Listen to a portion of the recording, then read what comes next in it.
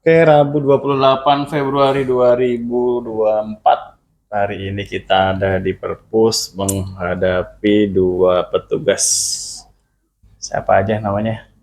Kayla. Kayla sama Zaskia Firda. Iya. Baik, Tahu sih. kita akan coba ulik mereka tentang kegiatan di Perpus selama 2 hari ya berarti ya? 2 atau 3? Tiga. Kamu udah hari ketiga ya? Kalau hari ini pengunjung ada berapa nih? Baru ada 28. 28. Jadi nggak begitu banyak ya? Iya. Kenapa kira-kira ya? Mungkin ada gurunya kali ya, Pak. Ya mungkin ada.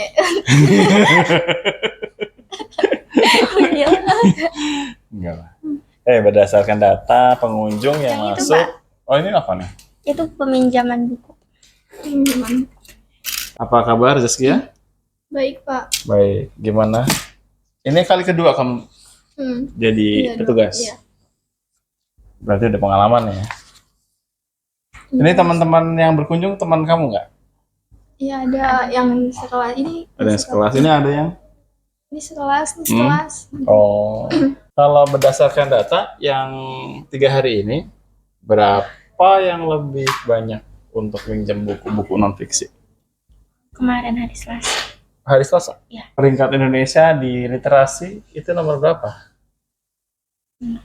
Belum tahu deh. Indonesia di PISA tahun 2019 menduduki peringkat 62 dari 70. Mundur ke belakang 2016 itu menduduki nomor 60 dari 61. Artinya apa sih? Indonesia minat bacanya rendah ya. Artinya kalau kita ngelihat dari jumlah pengunjung perpustakaan ini, kalau cuma 28 di jam setengah 12 ya, berarti emang kurang banyak yang mau datang baca.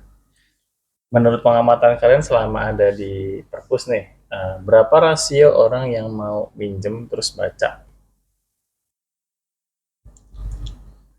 Mungkin kalau misalnya yang cewek itu masih bisa, dia masih mau baca ya, Pak. Cuma cowok? kalau yang cowok, nah itu yang Jarang. jarang. Lebih Mungkin suka yang main kayak game? kesini. Ya mungkin yang kesini kayak cuma Mau ngadem? main-main aja ya gitu. Memang modusnya ngadem? Iya. Lari dari kenyataan. Menyalahgunakan Karena perpustakaan. gurunya jam kos gitu. Ya. Ini masalah ya, masalah buat ini. Kan kalau ngelihat dari, pernah lihat nggak yang lomba perpustakaan? Seru Pak, pasti di perpusnya banyak kegiatan gitu, nggak yang cuma buat orang yang nggak berguna, cuma datang ke perpus cuma buat ngadem atau apa. Ini kita bisa, kalau misalnya ada podcast, kita bisa nyoba nih gimana caranya kita bikin video buat podcast gitu. Betul. Kan? Nah, mereka bisa mengungkapkan ekspresi mereka, jadi nggak cuma diam. Saya tuh ngelihat anak-anak Jakarta Utara itu dominan apa ya, pemalu dalam tanda kutip ya, bukan pemalu yang baik ya, pemalu yang minder kalau saya bilang sih. Dalam berekspresi itu mereka takut-takut. Benar nggak sih? Disuruh apa namanya ngomongin apa kayaknya berlindung dari apa malu-malunya itu loh. Sementara kan kalau eksplor ke anak-anak lain, mereka tuh lebih wow cerita, diberikan pertanyaan pemantik sedikit dia langsung jawabnya itu yang kita tuh masih kurang. Padahal generasi Z, Gen Z itu pengennya harusnya lebih speak up. Itu yang di Jakarta Utara saya masih belum dapat vibes atau suasananya, belum ada. Makanya kita harus sering-sering bikin konten supaya nanti orang itu terbiasa kalau diajak ngomong.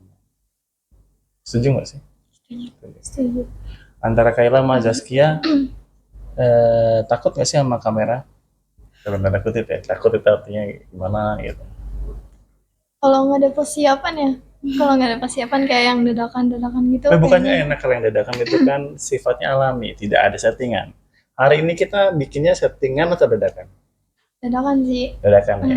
Artinya kalian pengen diambil versi alaminya gitu. Oh, kalau memang anak ini terbiasa ngomong ya pasti mengalir ngomongnya. Tapi kalau dia tidak terbiasa ngomong atau tidak biasa mengungkapkan pendapatnya, dia pasti akan terbata-bata.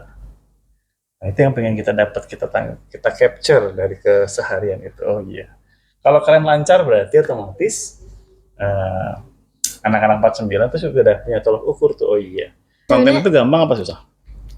gampang aja kalau misalnya kita ada ide-idenya nggak sih Pak? Kalau misalnya Ide itu harus dicari atau kita kadang-kadang kadang-kadang ada nemu muncul aja sendiri gitu. ya.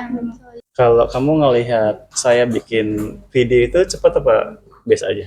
Bapak bisa bikin video banyak ya dalam sehari. Nah itu tuh kayak ya Bapak bisa apa aja bisa divideoin, bisa dijadiin konten. Kira-kira itu berangkat dari apa ya? Ini hobi Bapak ya? Hobi. Hobi. Rizky hobinya apa? Saya hobinya nyanyi. Nyanyi. Kayla? Nari. Enggak. Masak. Masak. Masak ya.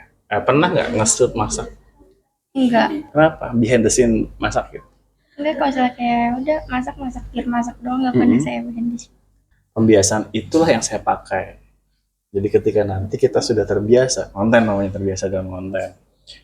Sepertinya ide itu tidak perlu dicari. Karena sudah melimpah. Ada di depan kita kan. Hari ini ada kegiatan apa di sekolah? WSK. WSK. Apa lagi? Ayo. Seharusnya tadi ada itu ya. Senam Sama pramuka. ya. Pramuka cuma karena Hujan. Terus apa lagi kira-kira yang sifatnya reguler? Tadi ada literasi. Literasi. Ya, ini kan sebenarnya udah di depan mata, nggak perlu dicari kan.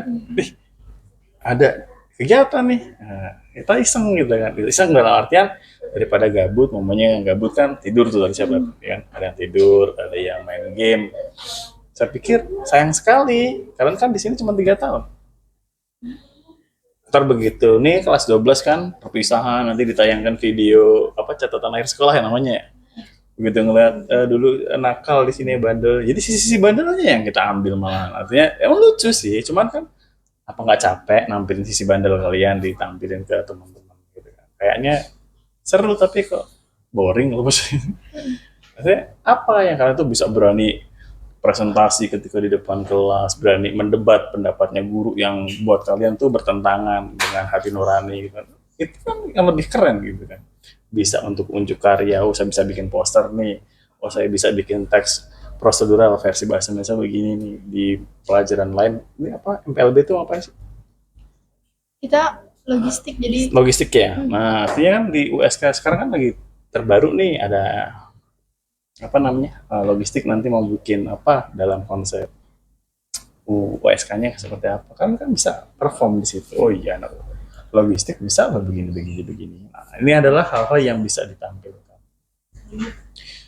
Kalau yang tidak dibiasakan, saya pikir agak susah ya, susah karena tidak ada proses pembiasaan. Karena bagaimana tombol rekaman itu dipencet, terus kita pengen ngambil angle dari mana, pakai berapa kamera, terus nanti setupnya seperti apa, itu nggak punya ide yang wow gitu kan untuk menceritakan video atau dokumentasi kalian. Makanya saya pengen siapapun ya, kalau sudah bisa ngelihat yang kalian tuh, ternyata ngonten gampang Pak Asro bisa cepet, berarti polanya cuma begitu tuh. Kalau pasar tuh setupnya begini, kamera yang dipakai ini, nggak perlu pakai kameramen kita ya. Kapanpun dimanapun saya cuma mengandalkan tripod ya. Kalau ada anak-anak yang kadang-kadang saya suruh untuk di belakang layar, kalau lagi concern pasti saya ajarin dulu bagaimana mencari fokus, komposisi, ya kan, supaya frame-nya tuh bagus. Selesai. Sisanya kan ya udah sih, kalau udah mantang begini kan kita seperti di TV kan. Nanti kan angle-nya berubah-berubah. Kadang-kadang pakai versi kita utuh, kadang-kadang ini fokus ke Zaskia sama Kayla gitu kan. Ini lebih dinamis. Gitu. Jadi ketika kalian ada di perpustakaan, template-nya bukan cuma nerima para pemustaka datang, melayani mereka dengan mau minjem apa, tanyain para pemustaka mau ngapain kesini tujuannya, itu template banget. Yang lebih keren adalah ketika kalian bisa membahasakan ke halayak di dunia luar, saya dimanapun berada bisa menceritakan versi saya ya. kamu mau bengong nih, daripada ya bagus sih ngerjain tugas bagus, masih bisa positif sifatnya. Tapi kalau pengen naik level, kayaknya mumpung lagi kosong nih si perpus. Ambil buku buat resensi.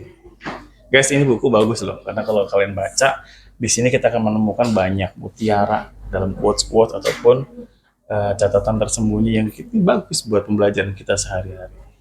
Zaskia lagi bengong. Guys, daripada kalian nanti kalau punya buku cuman ngamprak begitu doang, yuk kita bikin versi cara membuat buku ini lebih awet, disusun dengan pola seperti apa, nanti sistematika pemanggilan bukunya, ya kan, itu gampang untuk dicari. Itu konsep itu ada di rumah mamanya. Buku kita meskipun koleksi baru 30 buku, gak ada masalah, kita belajar menata buku itu. Karena ketika buku itu hilang,